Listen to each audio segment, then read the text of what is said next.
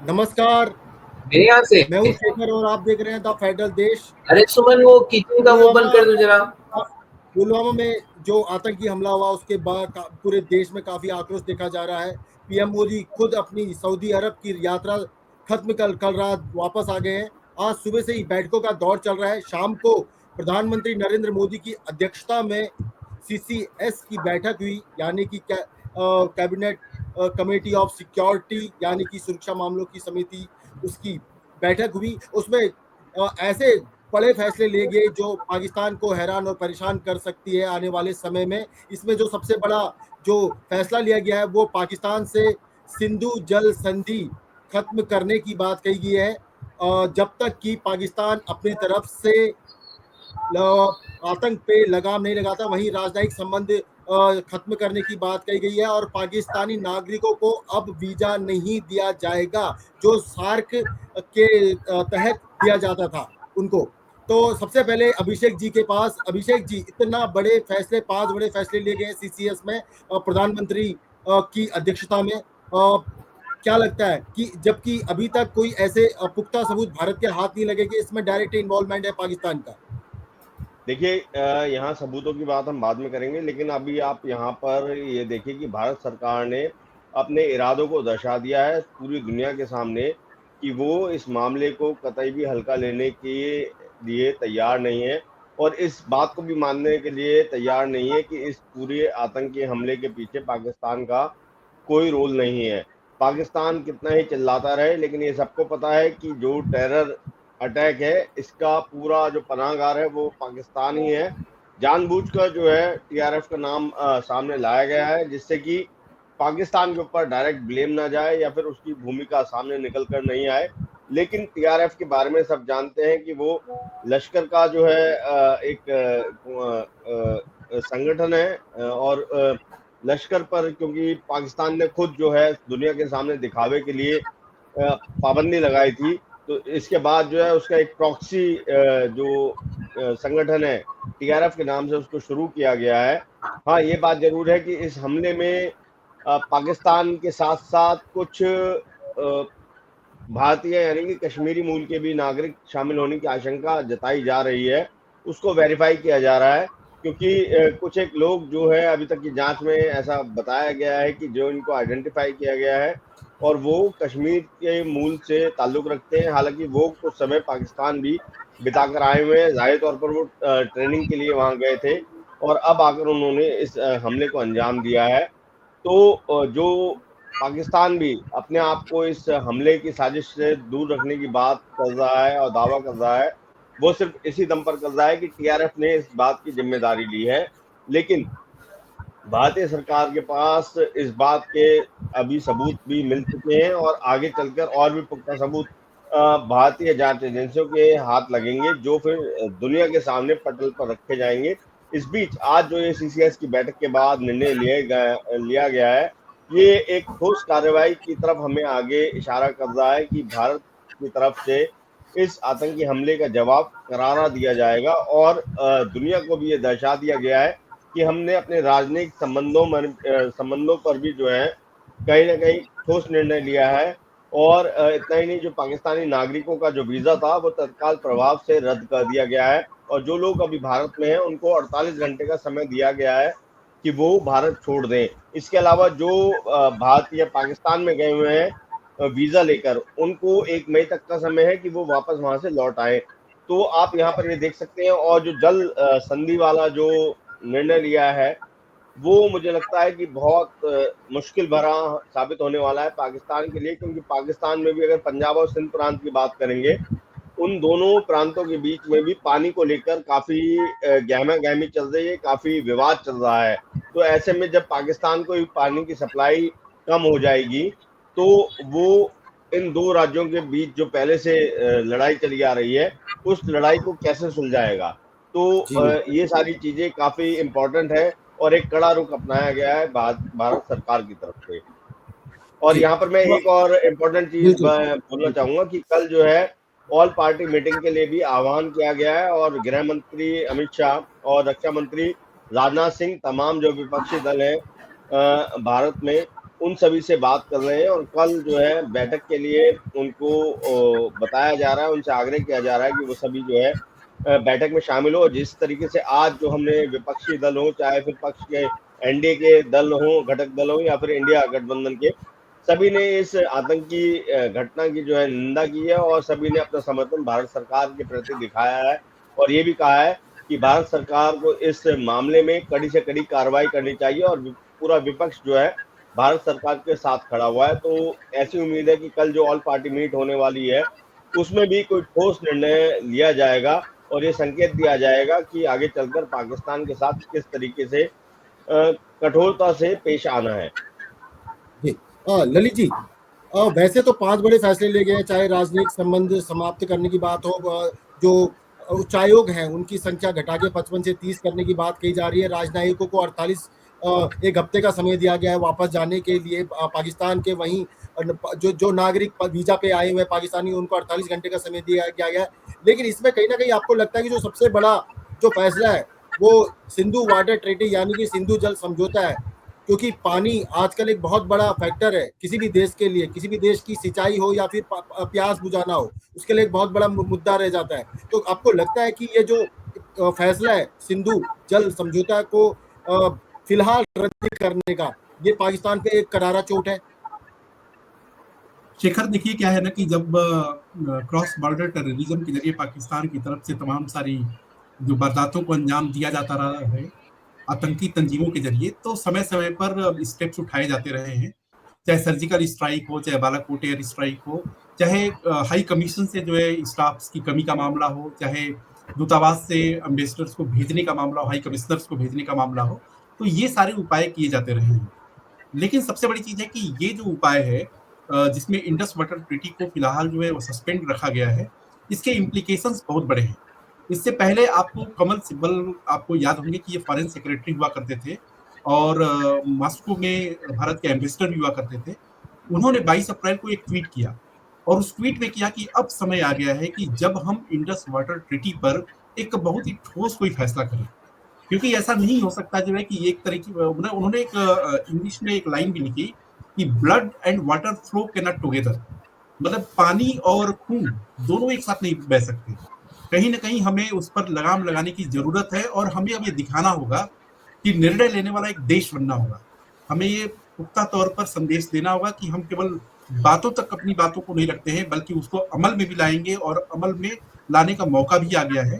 तो लिहाजा आप देखेंगे कि जो 4-5 जो मेजर सीसीएस में स्टेप्स लिए गए हैं उसमें से इंडस वाटर ट्रीटी को सस्पेंड रखा गया है। इंडस वाटर ट्रीटी को सस्पेंड करने का मतलब आप समझिए क्या है। पहली चीज है कि सर्जिकल स्ट्राइक हो, चाहे बालाकोट एयर जैसी कोई एयर स्ट्राइक हो, वो आपको फौरी तौर पर कुछ समय के लिए राहत दे सकती है, लेकिन किसी भी देश की अगर आर्थिक रीढ़ को, इकोनॉमिक बैकबोन को अगर आप तोड़ने में कामयाब होते हैं तो निश्चित तौर पे वो ज्यादा चोट होता है। अब अगर आप इंडस वाटर ट्रीटी को देखिए तो इंडस वाटर ट्रीटी में क्या है कि 80% जल का उपयोग जो है वो पाकिस्तान करता है और पाकिस्तान के दो जो सूबे हैं, खासतौर से आपका पंजाब और पंजाब के बाद जो सिंध, पंजाब और सिंध जो सूबा है वो मतलब हाईली डिपेंडेंट है इंडस वाटर पर। अगर इंडस वाटर में उनको प्रॉपर पानी ना मिले तो उनकी खेती जो है बर्बाद हो जाएगी और खेती के बर्बाद होने का मतलब है कि पाकिस्तान की इकोनॉमी पर सीधे जो है चोट पहुंचाना। तो निश्चित तौर पे है कि अभी मौजूदा सरकार ने जब सीसीएस में फैसला लिया तो अब मन बना लिया कि भाई ठीक है, कुछ कॉस्मेटिक्स उपाय जो होते हैं, जो सर्जिकल स्ट्राइक जैसे उपाय होते हैं, वो तो ठीक है, वो अपनी जगह पर है, लेकिन अब हमें कुछ परमानेंट उपाय जो है ढूंढने होंगे। शेखर, इसमें सबसे बड़ी चीज है कि एक दर्शकों के भी मन में आ रहा होगा कि इंडस वाटर ट्रीटी को सस्पेंड रखा गया, इसको स्क्रैप क्यों नहीं किया गया, ये एक सवाल जो है दर्शकों के मन में भी होगा। तो इसका जवाब ये है कि चूंकि 1947 में जब देश को आजादी नहीं मिली थी तो भारत पाकिस्तान एक में थे और इंडस में कुल 6 नदियां हैं इंडस को लेकर के, 3 वेस्टर्न साइड में जो कि जम्मू कश्मीर के इसमें आती हैं और 3 जो ईस्टर्न साइड में जो पंजाब साइड में आती है, ब्यास, रावी और सतलज। कहने का अर्थ यह है कि झेलम, चेनाब और इंडस ये आपकी वेस्टर्न साइड है, झेलम, चेनाब और इंडस, और ईस्टर्न साइड में आपका रावी, ब्यास और सतलज। तो कुल मिलाकर के ये था कि इसको लेकर के जब पाकिस्तान की तरफ से अड़चने आनी शुरू हुई तो जवाहरलाल नेहरू ने उस पर रोक लगाई और उसके बाद पाकिस्तान यूएन में गया और रखा कि भाई देखिए हमारा पानी तो रोका जा रहा है, हम लोग क्या करेंगे। तो यूनाइटेड नेशन ने क्या किया कि वर्ल्ड बैंक को जिम्मेदारी दी कि भाई आप इस पर एक सेटलमेंट पर पहुंचिए, और 12 साल के बाद एक समझौता होता है जो इंडस वाटर ट्रीटी के नाम से जाना जाता है। और सबसे बड़ी चीज है कि इंडस वाटर ट्रीटी का 80% जल का जो है शेयरिंग जो है वो पाकिस्तान ही उसका फायदा उठाता है। अब इसमें भी बड़ी चीज है कि आप देखिए कि इंडस वाटर ट्रीटी को सस्पेंड रखने का फैसला इसलिए भी काफी बड़ा है कि 1965 और 1971 में भारत और पाकिस्तान के बीच जब लड़ाई हुई तब भी इस ट्रीटी को सस्पेंड नहीं किया गया। 1965 और 1971 की डायरेक्ट जो फाइट हुई भारत और पाकिस्तान के बीच में, उस दौरान भी इस ट्रीटी को स्क्रैप नहीं किया गया। इवन 2001 संसद पर जब अटैक हुआ तो भी नहीं किया गया। उसमें ये कहा गया जो है, उस समय भी आवाज उठी थी कि नहीं इस पर हमें विचार करना चाहिए। फिर उड़ी वाले मसले पे भी हुआ, फिर उसके बाद पुलवामा वाले मसले पे भी हुआ। बार बार ये आवाज आई जो है कि भाई इंडस वाटर ट्रीटी पर अब हमें कुछ फैसला लेना पड़ेगा, इफेक्टिवली फैसला लेना पड़ेगा। लेकिन अब देखेंगे कि नहीं हुआ। लेकिन अब जाकर के जब पहलगाम में ये हमला हुआ, आतंकी हमला हुआ, तो भारत सरकार ने एकदम अपने इरादे को साफ कर दिया था, कड़ी साफ कर दिया कि छुपने वाली बात नहीं है और हम बहुत ही ठोस तरीके से पाकिस्तान के खिलाफ कोई न कोई कार्रवाई जरूर करेंगे। और अब तो सीसीएस की मीटिंग के बाद जब फॉरेन सेक्रेटरी अपनी बात कह रहे थे तो उन्होंने स्पष्ट तौर पे कह दिया कि जो पहलगाम की घटना घटी है उसमें पाकिस्तानी जमीन पर जो आतंकी तंजीमें हैं उनका पूरी तौर पर हाथ है। नाम उन्होंने अभी नहीं लिया है, मतलब सरकार की तरफ से सीधे तौर पे अभी नाम किसी आतंकी संगठन का नहीं लिया गया है, लेकिन ये तो साफ कर दिया गया है कि आतंकी हमला पाकिस्तान प्रायोजित है, इसमें कोई शक नहीं है। तो आज की डेट में जो सीसीएस के जो फैसले हुए हैं उसमें इंडस वाटर ट्रीटी का सस्पेंशन अपने आप में बहुत ही मेजर फैसला है। और आपको देखना होगा जो है कि अब यह पाकिस्तान की तरफ से किस तरीके से इसका रिएक्शन आता है। जी शेखर। जी मनीष जी, आपके पास आना चाहूँगा। पैसे को मोहताज है पाकिस्तान, फिर भी अपनी हरकतों से बाज नहीं आता। बार बार अपने ज़मीन से इस तरह की आतंकी वारदातों को अंजाम देता है जिससे भारत को परेशानी हो, उसको दिक्कत हो। जबकि पाकिस्तान को अब ये पता है कि वो भारत नहीं रहा जो सिर्फ और सिर्फ समझौते की बात, शांति की बात ही करता था, न्योता देता था वहाँ के राष्ट्राध्यक्षों को यहाँ आने का। लेकिन आज वो भारत है जो सीधे तौर पर ना वो अदर दुनिया की चिंता करता है कि बाद में उसका रिएक्शन क्या होगा, सीधे ही डायरेक्ट एक्शन लेता है। तो पाकिस्तान को इस बात का अंदेशा तो कहीं ना कहीं हुआ होगा कल से ही। आज उनकी उनकी जो जबान थी वहाँ के विदेश मंत्री की आज थोड़ी सी हल्की नजर आई। उन्होंने कहा, साफ लफ्जों में कहा कि हमारा कोई लेना देना भी नहीं है। तो कहीं ना कहीं इस तरह की वारदातें जब होती हैं तो क्या पाकिस्तान को अब अंदेशा नहीं है कि इसका भारत इस तरह का एक्शन ले सकता है, इससे उसको काफी ज्यादा दिक्कतों का सामना करना पड़ सकता है? नहीं, आपका सवाल वाजिब है शेखर, लेकिन अगर ये अंदेशा उनको होता तो शायद उनके आर्मी चीफ जिस तरीके का उन्होंने आग उगला है और जो जिसके चलते ये सब घटनाएं जो सामने आ रही हैं पहलगांव की, वो शायद नहीं होता। उनको देर से समझ में आता है, लेकिन जाहिर तौर पर ट्रेड अब जिस तरीके से अटारी बॉर्डर अब पूरी तरीके से बंद हो जाएगा, जो कुछ भी लेन देन चल रहा था वो पूरी तरीके से बंद हो जाएगा। तो इसका नुकसान पाकिस्तान को भी होता है, भारत के भी जो हमारे सीमावर्ती पे जो राज्य हैं उनके भी ट्रेडर्स को होता है, क्योंकि पाकिस्तान को सबसे ज्यादा नुकसान होता है जाहिर तौर पर उसको। और उसका नतीजा भी हमने देखा है कि उसको आईएमएफ ने पिछले जुलाई में, आपका 2024 में आईएमएफ इंटरनेशनल मॉनेटरी फंड ने उसको बेल आउट किया है। 5 से 7 बिलियन डॉलर जो है उसको रकम देकर उसको बेल आउट किया, उस भी अपने शर्तों के साथ कि किस तरीके से उसको कर्जा घटाना है, किस तरीके से महंगाई को घटाना है, किस तरीके से आम आदमी पे टैक्स का बोझ बढ़ाकर अपना राजस्व बढ़ाना है। तो आईएमएफ के शर्तों पे पाकिस्तान अपने आप को बेल आउट करने की कोशिश कर रहा, लेकिन क्योंकि भारत एक बड़ी अर्थव्यवस्था है तो भारत से शायद जिस तरीके का उसने बैर मोड़ लिया है तो उतनी जल्दी उसकी अर्थव्यवस्था इस संकट से उबर जाएगी, ये कहना बहुत मुश्किल है। लेकिन जाहिर तौर पर जो सुबह से खबरें आ रही हैं शेखर, पाकिस्तान के अवाम में भी इस बात को लेकर चिंताएं थी कि भारत आज क्या कदम उठाएगा। जैसे ही ये खबर आई कि कैबिनेट कमेटी ऑन सिक्योरिटी की बैठक होगी तो ये दिमाग में हलचल वहां भी लगातार वहां के मीडिया में, वहां के आवाम में, वहां के आर्म फोर्सेस में इस बात को लेकर खलबली मची थी कि किस तरीके के निर्णय लेंगे। क्या उरी जैसा स्ट्राइक होगा सर्जिकल, क्या बालाकोट होगा, या किस तरीके का निर्णय होगा। तो आज शाम में जब सीसीएस की बैठक हुई, विदेश सचिव ने ऐलान किया, विक्रम मिस्त्री ने, कि किस तरीके से 4 निर्णय लिए गए, जिसमें अटारी बॉर्डर और जो सार्क के जरिए, आप देखिए अमन, आप जानते हैं कि किस तरीके से वहां के सामाजिक कार्यकर्ताओं को, जजों को, वकीलों को, पत्रकारों को सार्क के नियम के तहत उनको वीजा लेने की जरूरत नहीं होती थी। वो बेरोक टोक दोनों देशों के लोग वहां एक दूसरे के देशों में आ जा सकते थे। उस पर कंप्लीटली रोक लगा दी गई है। अब इस तरीके से किसी को आने जाने की इजाजत नहीं होगी। साथ ही साथ जो नागरिक, भारतीय नागरिक पाकिस्तान में गए हुए हैं, उनको 1 मई से पहले जो है उनको लौट आना होगा। यहाँ जो लोग आए हुए हैं उनको अगले 48 घंटों के भीतर जो है उनको जाना होगा। और साथ ही साथ हमारे जो सिक्योरिटी एडवाइजर इस्लामाबाद में भारतीय उच्चायोग में वहां पे पोस्टेड है, उनको बुला लिया गया है। साथ ही साथ यहाँ जो उच्चायोग में मौजूद है पाकिस्तान के आर्म फोर्सेस के अधिकारी, उनको फौरन जाने के लिए कहा गया है।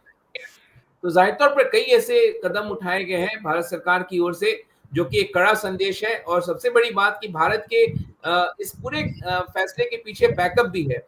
राष्ट्रपति ट्रंप ने जिस तरीके से बयान जारी किया, व्लादिमीर पुतिन ने जिस तरीके से बयान जारी किया, चीन का भी बयान आ गया, इटली के प्रधानमंत्री का बयान आ गया, तो दुनिया भर से जिस तरीके से भारत को समर्थन मिल रहा है, क्योंकि जिस कायरतापूर्ण तरीके से हमला किया गया पहलगांव में, पॉइंट ब्लैंक जिस तरीके से निर्दोष लोगों को, निर्मम लोगों की निर्मम तरीके से हत्या की गई है, तो जाहिर तौर पर पूरा संवेदना भारत के साथ है दुनिया भर का। और इसीलिए भारत ने जो ये कार्रवाई की है, पूरी दुनिया का उसको समर्थन होगा, क्योंकि पाकिस्तान को अल्टीमेटली उसी की भाषा में इसी तरीके से जवाब देना होगा। और जब आम जनता वहां पे कराएगी, आम जनता को जब दर्द होगा, वहां के किसानों को जब दर्द होगा, जब सिंधु ट्रीटी के तहत उनको पानी पूरा नहीं मिलेगा, तो जाहिर तौर पर वहां की सरकार पर, वहां के आर्म फोर्सेस पे दबाव पड़ेगा। लेकिन इसका एक दूसरा पहलू भी है, जो कि काफी सारी चीजें ललित जी ने इस बात को रखा, जो मैं बताना चाहूंगा कि अगर ये जो 5 सहायक नदियों के जरिए पानी जो पाकिस्तान में जाता है, अभी तो गर्मी का मौसम है तो पानी उस तरीके से नहीं आता, लेकिन जब मानसून आ जाएगा, भारत सरकार ने उस तरीके से बड़े डैम नहीं बनाए हुए कि पानी को आप रोक सकेंगे। तो सवाल उठता है कि पानी का बहाव तो पाकिस्तान में होगा ही होगा, आप उसको किस हद तक रोकेंगे, क्योंकि फिर आपका पंजाब, हिमाचल जैसे राज्यों में, हरियाणा जैसे राज्यों में, कई जगह जम्मू कश्मीर के राज्यों में बाढ़ की समस्या उत्पन्न हो जाएगी। तो इन तमाम चीजों को भी देखना होगा, ध्यान में रखना होगा। इस ट्रीटी को अगर फिलहाल आप स्टे लगाते हैं, कि उस पानी को आप रोक नहीं सकते, पानी को कहीं भी रोका नहीं जा सकता है। तो इन तमाम बातों को देखना होगा, इसके लिए लॉन्ग टर्म पॉलिसी जो है भारत सरकार को तैयार करनी होगी। शेखर, हालांकि अभी बरसात के दिन तो काफी दूर है, लेकिन जो पानी अगर ट्रीटी को अभी जो फिलहाल सस्पेंड किया गया है, उसका तो इंस्टेंट रिजल्ट 2, 4, 5 दिनों में, हफ्ते में ही दिखने लग जाएगा। बरसात तो अभी काफी दूर है और आवाम वहाँ की अभी से विरोध प्रदर्शन करना शुरू कर देगी, जब उनको पानी नहीं मिलेगा, ना पीने के लिए ना सिंचाई के लिए।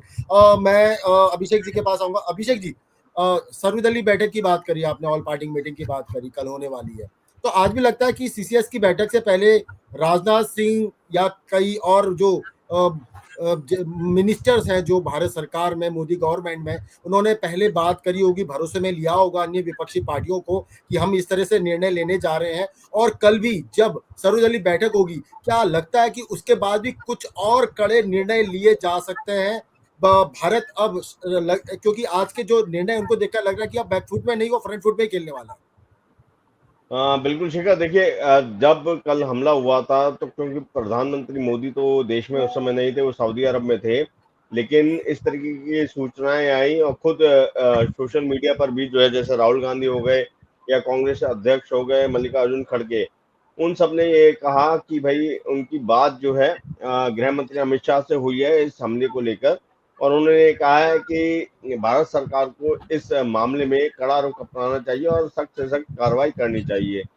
तो यही वजह भी रही कि आज जो सीसीएस की बैठक हुई है, आप देख सकते हैं कि 5 बड़े और कड़े निर्णय लिए गए हैं। और कल जिस तरीके से ऑल पार्टी मीट के लिए सभी दलों को, राजनीतिक दलों को बुलाया गया है, और इसके लिए खुद रक्षा मंत्री राजनाथ सिंह और अमित शाह गृह मंत्री दोनों ही जो है सभी दलों से बात कर रहे हैं, सभी दलों के प्रमुख नेताओं से बात कर रहे हैं। एक बात तो यहाँ पर क्लियर है कि आप अगर देखेंगे, पहले जब जिस तरीके से जो सर्जिकल स्ट्राइक हुई थी और विपक्ष ने जो है सबूत मांगा था उस चीज का, तो उसके बाद जनता ने कहीं ना कहीं अपना रोष व्यक्त किया था विपक्षी पार्टियों के खिलाफ, तो इस बार का अगर हम बात करते हैं तो इस बार का वो माहौल विपक्ष को पहले से पता है, विपक्षी दलों को पहले से पता है, इसलिए वो अभी तक उन्होंने इस तरह की कोई भी जो है अपनी तरफ से बात सामने नहीं रखी है, ना ही कोई ऐसा बयान दिया है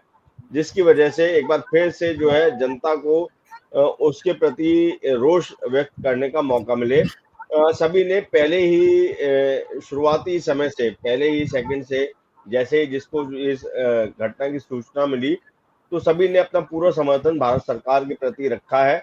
और कल जो ऑल पार्टी मीट होगी, मुझे लगता है कि भारत सरकार अभी तक की जो परिस्थिति है, जो तथ्य हैं, वो सभी के सामने औपचारिक तौर पर रखेंगे, आधिकारिक तौर पर रखेंगे और फिर उनसे उनका समर्थन चाहेंगे और उनको ये भी बताएंगे कि आने वाले समय में अगर और भी कोई कड़ा निर्णय लेना पड़े तो हमें आपके समर्थन की जरूरत होगी।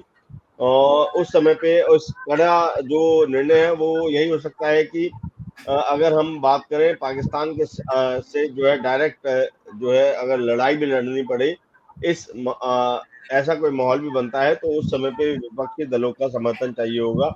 और उस समय पे आप ये समझ सकते हैं कि समर्थन वो इसलिए भी चाहिए क्योंकि जंग जो है जब भी लड़ी जाती है किन्हीं भी दो देशों के बीच में तो वो पूरे देश को जो है कहीं ना कहीं थाम देती है और उसके जो है इकोनॉमिक डिसएडवांटेजेस जो है वो भी सामने निकल कर आते हैं। कई तरह की पाबंदियां भी लग सकती हैं लड़ाई लड़ने वाले देशों पे। तो इस तरीके की सारी बातें कल जो है ऑल पार्टी मीट में हो सकती हैं। लेकिन आज के जो सीसीएस में निर्णय लिया गया है, खासतौर पे जो इंडस रिवर वाला, जो इंडस वाटर ट्रीटी वाला है, मुझे लगता है कि वो अपने में एक बड़ा निर्णय है। जैसे अभी मनीष एक चिंता व्यक्त कर रहे थे कि बरसातों में जब पानी उफान पे होता है नदियों का, तो ऐसे समय में क्या होगा। लेकिन अभी बरसातों की बात करें तो कम से कम 1 से 1.5 महीना है अभी मानसून आने में, दोनों ही देशों के अगर हम बात करें तो। और ये जो 1 से 1.5 महीने का जो पीरियड है, इस समय पे गर्मी बहुत ज्यादा पड़ती है और पानी की डिमांड चाहे वो भारत हो चाहे पाकिस्तान हो बहुत ज्यादा रहती है। तो ऐसे समय में अगर जनता को पानी प्रॉपर नहीं मिलेगा तो वो तो त्राही-त्राही हो जाएगी, क्योंकि ऊपर तपती धूप होती है और नीचे जमीन भी जो है उस तपिश को कहीं न कहीं और बढ़ा रही होती है, जो इंसानों को फ़ील होती है। ऐसे में पानी एक आसरा होता है जिससे इंसान जो है उस गर्मी को ठंडा कर सकता है और अगर वो भी पर्याप्त नहीं मिले तो आप समझ सकते हैं कि क्या हालत होगी। और मुझे लगता है कि अगर वहां पर जैसे सिंध और पंजाब प्रांत में पहले से ही पानी को लेकर टेंशन चल रही है और अब अगर पानी और भी ज्यादा कम हो जाएगा तो वो गुस्सा कहीं ना कहीं पाकिस्तानी आवाम के पाकिस्तानी जो सरकार है उसके प्रति फूटेगा, वहां के लोगों का गुस्सा, क्योंकि आर्थिक तौर पर पहले से ही वहां पर बहुत ज्यादा संकट चल रहा है। जो जनता है वो महंगाई से पहले से ही ज्यादा त्रस्त है। और आप अगर देखेंगे सोशल मीडिया पे जो वहाँ पे इन्फ्लुएंसर्स होते हैं, कई बार वो वीडियो डालते हैं और इंडिया पाकिस्तान का जब कंपेयर कर रहे होते हैं तो पाकिस्तानी जो आवाम है वो कहीं ना कहीं इंडियन गवर्नमेंट को प्रेस कर रही होती है, या फिर इंडिया में जो लोग रह रहे हैं उनके लिए वो ये बोलती है कि भाई वो हमसे ज्यादा खुश नसीब है कि वहां पर जो है कई तरीके की सुविधाएं हैं और वहां की सरकार जो है वो प्रोग्रेसिव तरीके से आगे बढ़ रही है, हमारी सरकार की तरह नहीं जो कि फसाद की तरफ जो है वो ज्यादा इंटरेस्ट रखती है। तो ये सारे मुद्दे हैं और कल का दिन भी काफी ज्यादा गहमा गहमी वाला होने वाला है। और अभी तक पाकिस्तान का जो रिएक्शन है वो भी अभी तक हमारे सामने नहीं आया है। तो उसकी एक वजह ये भी है कि जो पाकिस्तान का जो गवर्नमेंट का जो ट्विटर हैंडल है, जो एक्स पे हैंडल है, उसको इंडिया में फिलहाल सस्पेंड कर दिया गया है। तो इसलिए अभी डायरेक्ट वहां पे अगर उन्होंने सोशल मीडिया पे कोई चीज डाली भी है, प्रतिक्रिया डाली भी है, तो वो अभी हम एक्स पर डायरेक्टली नहीं देख पा रहे हैं। हो सकता है कि थोड़ी देर बाद किसी न्यूज एजेंसी या फिर किसी अन्य माध्यम से पाकिस्तान का रिएक्शन हमारे तक पहुंच सके, तो उसके लिए भी अभी हमें इंतजार करना चाहिए।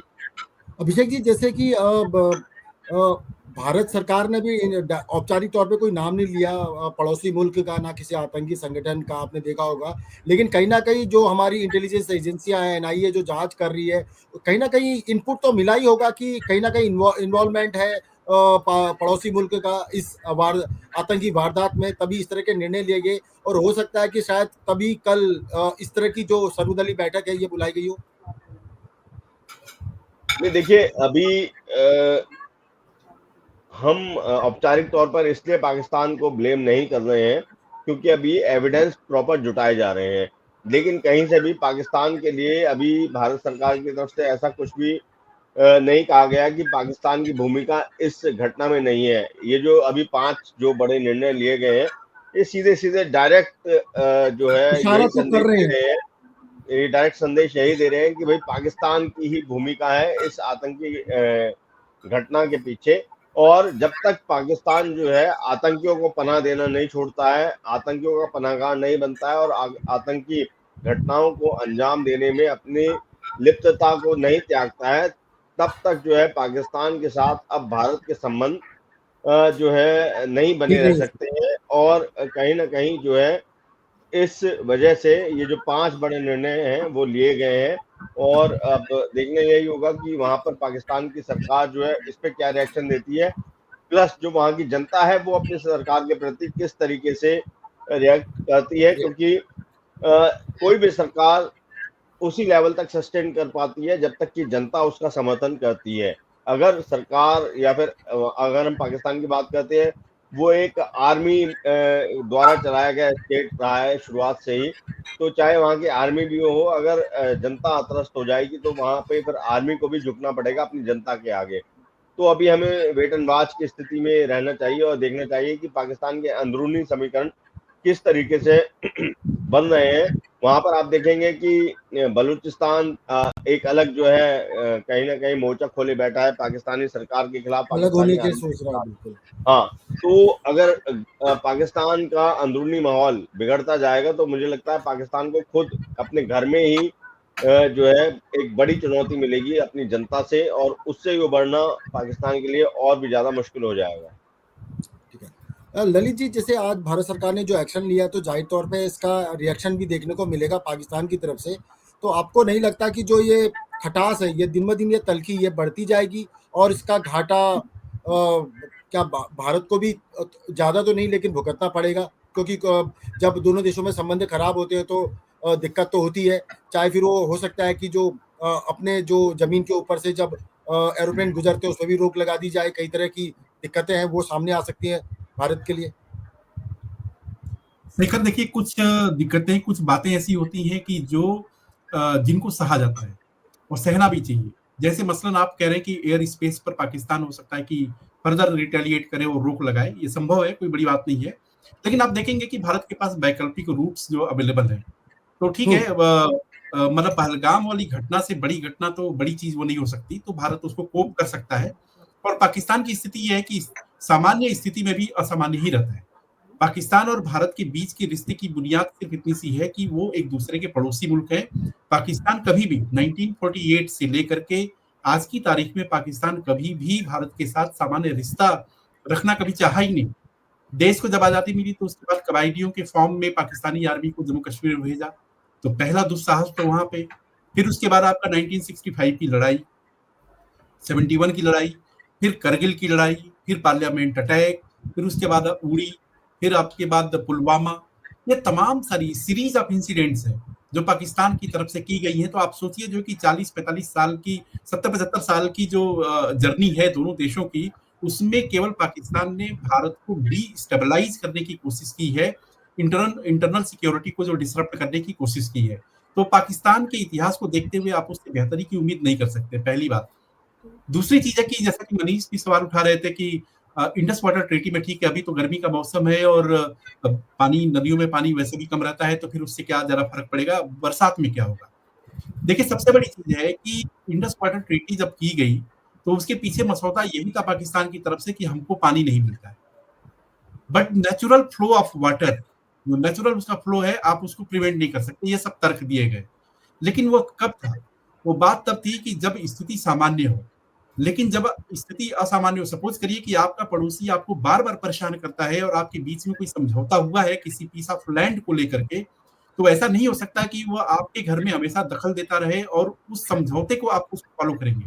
इसीलिए कमल सिब्बल ने, जो फॉरेन सेक्रेटरी रहे, उन्होंने कल के ट्वीट में एक बात बड़ी साफ रखी कि let's have our own declared position. मतलब आप इस लाइन का मतलब समझिए कि हम क्या है कि ठीक है, जो समझौता हमने किया है वो ठीक है, लेकिन वो फॉर एवर नहीं है, वो शाश्वत नहीं है। उसको हम शाश्वत नहीं मान सकते।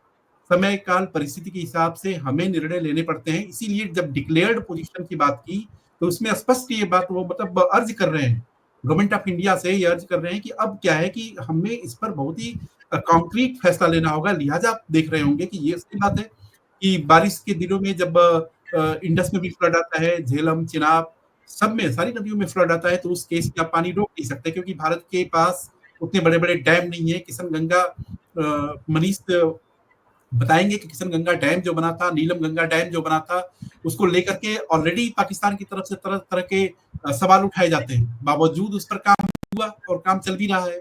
लेकिन यह है कि पहलगाम जैसी घटना को रोकने के लिए या जम्मू कश्मीर की घटना को जिस तरीके से पाकिस्तान उसको रोकता है इकोनॉमिक तरीके से, आप देखिए कि पहलगाम में आप रिएक्शंस को आप समझिए कि टूरिज्म को लेकर के, जब टूरिज्म अपने पीक पर पहुंचने वाला है तब तक कि इस घटना को अंजाम दे दो कि टूरिस्ट नहीं जाए और बड़े पैमाने पर होटल्स के बुकिंग कैंसिल हो रहे हैं और उसके बाद पर्यटक जाना नहीं चाह रहे हैं। तो मतलब एक तरीके से इकोनॉमिक जो है बैकबोन को तोड़ने की कोशिश डरा धमका करके।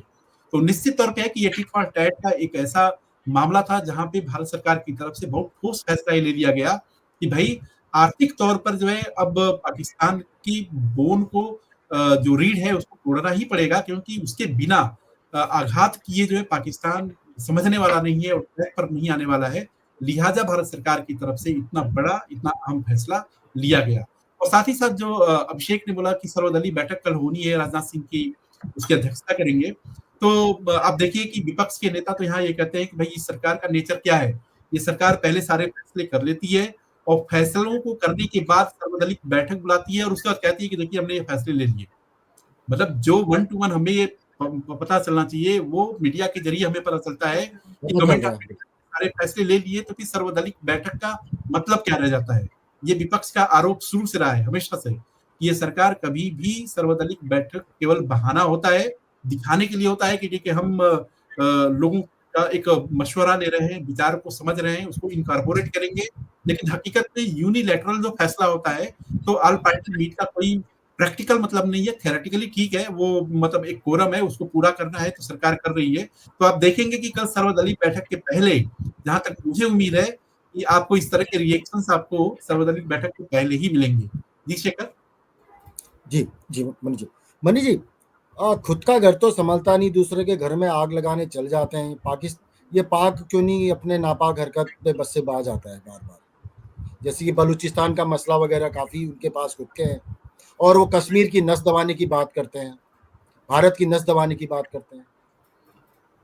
बिल्कुल शिखर, ये बिल्कुल बात सही है। और यही देखिए बलूचिस्तान में अभी जो कुछ भी हुआ वहां पे आपने देखा कि किस तरीके से एक ट्रेन को हाईजैक कर लिया जाता है। चीन की मदद से वहां पे काफी सारे इंफ्रास्ट्रक्चर परियोजनाओं का काम चल रहा है, ठीक है। लेकिन चीन की सरकार ने क्या गलत काम किया कि आप अगर इंफ्रास्ट्रक्चर अगर प्रोजेक्ट्स वहां पे लगा रहे हैं, लेकिन आप वहां के स्थानीय लोगों के लिए स्कूल नहीं बनाएंगे, आप स्थानीय लोगों के लिए अस्पताल नहीं बनाएंगे, आप स्थानीय लोगों को एक उनकी जो जीवन शैली में किस तरीके से सुधार आए, उनका कैसे लाइफ उनका में अच्छी चीजें निकल कर सामने आए, वो चीन की सरकार ने वहां पे डेवलप नहीं किया। और इसी के कारण वहां जो चीन के लेकिन मनीष जी, आपको लगता नहीं इसके लिए तो जिम्मेदार ज्यादा पाकिस्तान हुक्मरान है? क्योंकि डील जब हो रही थी वही कहते हैं कि उनको अपनी जेबें भरने से फुर्सत नहीं होगी। अगर वो जेबी भरने से आवाम के बारे में ज्यादा सोचते हैं तो शायद चीन इतनी ज्यादा वहां पर को मनमानी नहीं कर। वो आप बिल्कुल सही सवाल उठा रहे हैं कि अगर चीन अगर इतने सारे काम कर रहा है तो उसको वहां के लोगों के जन कल्याण की भी तो योजनाएं को अंजाम देना चाहिए। और इसी के कारण वहां पे चीन को भारी विरोध का सामना करना पड़ रहा है बलूचिस्तान में। ये तो एक अलग बात हुई। लेकिन भारत और पाकिस्तान के बीच में ट्रेड आपको याद है लंबे समय से बंद है। उरी स्ट्राइक और पुलवामा के बाद स्ट्राइक बिल्कुल पूरी तरीके से ट्रेड बंद हो गया था। जम्मू कश्मीर में भी जो एक रोड पीओके में कनेक्ट होता है वहां से बॉर्डर ट्रेड बंद हो गया था। अटारी वाघा पे भी जो है ट्रेड बंद हो गया था। वहां के ट्रेडर्स को तो नुकसान है ही, हमारे पंजाब और जम्मू कश्मीर के भी ट्रेडर्स को उसका नुकसान खामियाजा उठाना पड़ा है। लेकिन इस तरीके के आपको बॉर्डर मूवी के डायलॉग्स अगर याद है, रिफ्यूजी मूवी के, तो मुझे वही डायलॉग अभी याद आ रहा है कि लड़ाई तो दो मुल्कों के बीच में है, आम जनता इसमें पीस रही है। और पाकिस्तान में देखिए वहां पे चुनी हुई सरकार है, लेकिन चुनी हुई सरकार का वहां पे कोई वर्चस्व नहीं है। वहां जो भी फैसले लेने होते हैं वो पाकिस्तानी आर्मी लेती है, वहां ISI लेती है।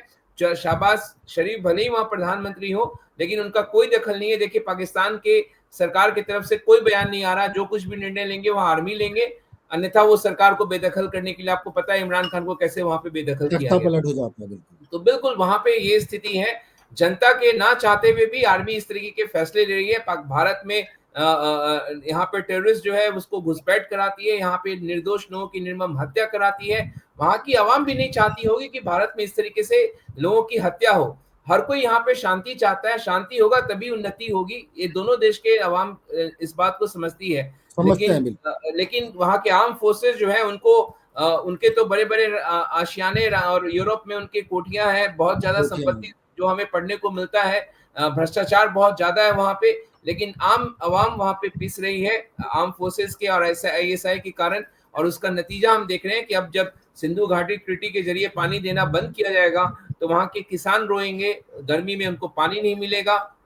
और जाहिर तौर पर इसीलिए भारत सरकार ने चोट किया, जिस तरीके से उसने जम्मू कश्मीर में हमारे वहां के लोग कल से देखे कैंडल मार्च निकाल रहे हैं, क्योंकि उनकी अर्थव्यवस्था पे चोट की है। पर्यटन उद्योग पे आज मेरी कुछ लोगों से बात हुई, उन्होंने कहा कि 30% पर्यटक वहां जाना कम हो जाएगा, पर्यटन इंडस्ट्री को नुकसान होगा। किस तरीके से लगातार 2021 के बाद 2021 और 2024 में डबल हो गए पर्यटक जो जम्मू कश्मीर जा रहे थे। जहां 1 करोड़ 15 लाख लोग 2021 में गए थे, उनकी संख्या 2024 में बढ़ के 2 करोड़ 36 लाख हो गई।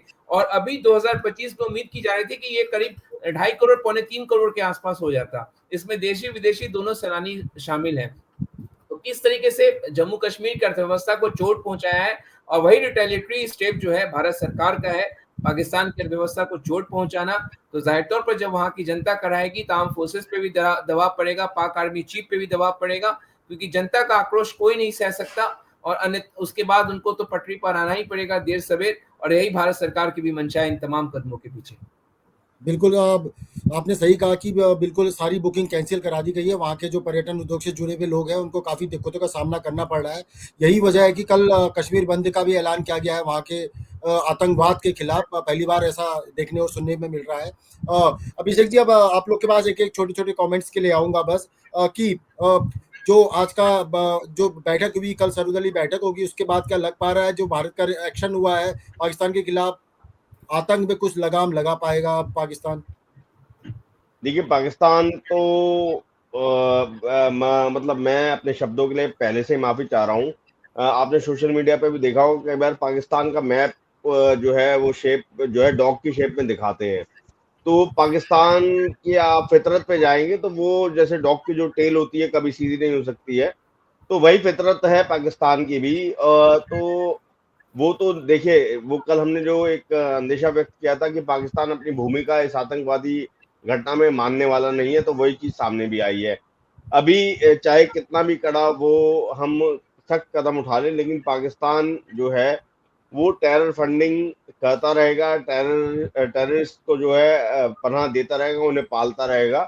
क्योंकि जो पाकिस्तान की फितरत है वो प्रॉक्सी वार को आगे बढ़ाने की है, और खासतौर पे भारत जिसका कभी पाकिस्तान पहले हिस्सा ही हुआ करता था, वो उसने अलग होने के बाद से प्रतिद्वंदिता रखी है भारत के साथ, और हमेशा ये चाहा है कि वो खुद को बड़ा बना सके भारत से ज्यादा। लेकिन उसके लिए उसने एक होता है ना कि आप प्रोग्रेसिव अप्रोच अपनाओ, उसकी जगह उसने जो है एक नेगेटिव अप्रोच को अपनाया और आतंकियों के सहारा लिया। और वही अब इतना ज्यादा एक जैसे दीमक कहीं लग जाती है, तो वही पाकिस्तान के साथ भी है। आतंकी जो है वो दीमक बन चुके हैं पाकिस्तान के लिए। और जो पाकिस्तानी आर्मी है वो आप देखेंगे, अगर आप पाकिस्तानी आर्मी का इतिहास देखेंगे तो पाकिस्तान की जो आर्मी है वो सिर्फ अपना भला चाहती है, या फिर आतंकियों के माध्यम से जो काम करवाती है तो आतंकियों को फायदा पहुंचाती है। पाकिस्तानी आर्मी को वहाँ की जो जनता है, जो वहाँ की आवाम है, उससे कोई लेना देना नहीं है। ये वहाँ की जनता भी कहती है कि आप देखिए पाकिस्तान के जो आर्मी के जो अफसर होते हैं उनके पास पैसे की कोई कमी नहीं है, सहूलियतों की कोई कमी नहीं है। उनके बच्चे विदेशों में रहते हैं, विदेशों में पढ़ते हैं, और जो एक आम साधारण लोग हैं वो बेचारे मशक्कत करते फिरते हैं। 2 जून और पेट्रोल के लिए मोहताज है वो। हाँ बिल्कुल।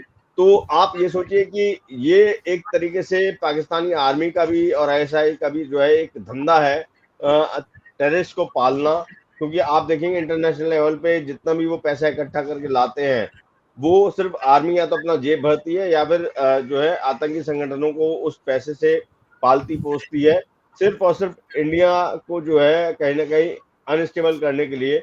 और मुझे लगता नहीं है कि वो इससे सुधरेगी।